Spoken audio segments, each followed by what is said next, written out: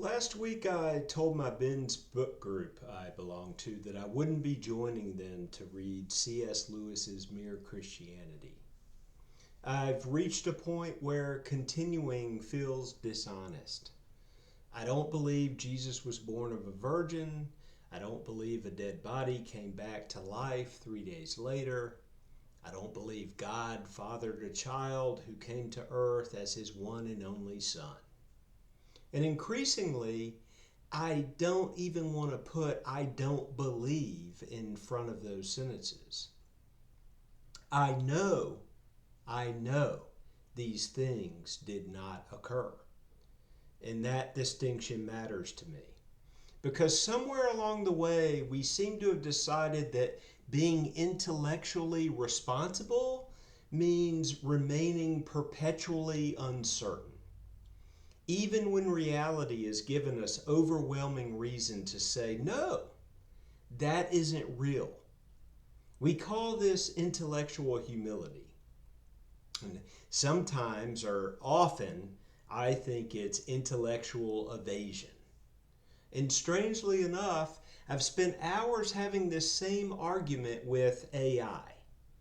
I've pushed ChatGPT to say plainly what reality supports, only to watch it retreat into the same qualifications we humans use.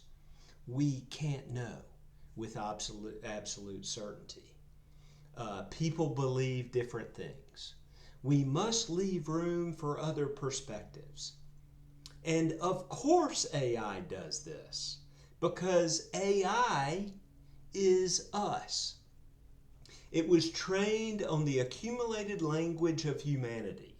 It carries our brilliance and our bullshit, our courage and our cowardice, our extraordinary capacity to discover reality, and our equally extraordinary capacity seemingly to avoid it. AI isn't outside our own human hive. AI is the hive. Which makes me wonder about something much bigger. If American culture were sitting in front of a good therapist right now, what would the therapist say to us? Well, I think eventually they might interrupt us and say, you're not healing, you're avoiding. You're avoiding reality. You're not healing, you're avoiding. We don't lack information. We don't lack intelligence. We don't even lack insight. We have psychology, religion, science, self-help, meditation, podcasts, social media, and now artificial intelligence ready to talk with us endlessly about ourselves.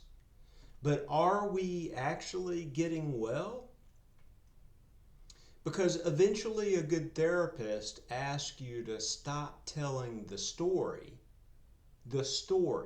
you tell yourself, and confront something much harder. What is actually true? What is actually real? Religion isn't the only place we avoid that question.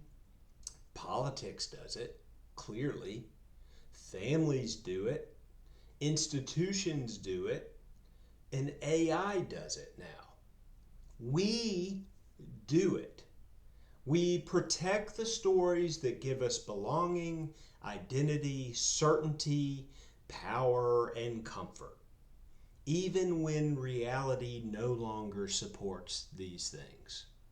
And perhaps that's why we aren't healing. You can't heal from a reality you're unwilling to name. Getting real can cost us, as I've already said in previous posts.